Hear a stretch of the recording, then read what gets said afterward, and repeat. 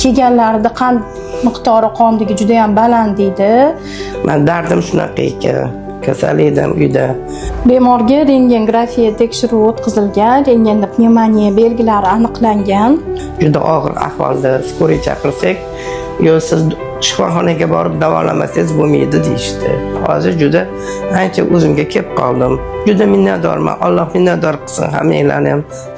Bemorimiz Abduvahobova Durdon opa, bular pnevmoniya, bronx obstruktiv sindrom bilan ikki tomonlama qandli diabet, gipertoniya kasalligi bilan bizga murojaat qilganlar. Yana bo'g'im kasalliklar bor, artrozlar yoshga nisbatan rivojlangan. Bularda kelganlarda ahvollari og'ir, nafas chiqishi, havo yetishmaslik, yurak urib ketishi, yo'tal, xurujsimon bo'luvdi. Darhol davolash ishlari olib boshlandi. Bemorga dorilardan tashqari fizioterapiya muolajalari ham qo'shilgan.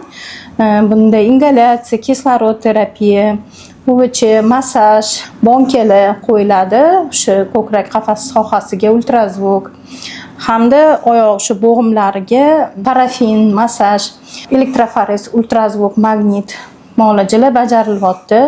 Hozirda ahvollari stabil. Kelganlarida qand miqdori qondagi juda ham baland edi. Mana 2 kunda уже biz yaxshi natijalarga erishyapmiz.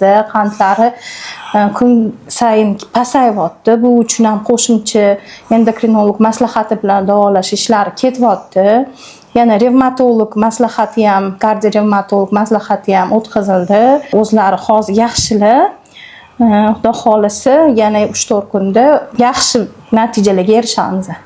Bemorga rentgengrafiya tekshiruvi o'tkazilgan, rentgenda pnevmoniya belgilari aniqlangan. Yana qon analizlari tekshiruvlar o'tkazilgan. Bunda S-reaktiv belok, o'sha oqsil yallig'lanish ko'rsatkichi qondagi juda ham kuchli chiqqan. Shuning uchun darhol antibakterial terapiya boshlangan.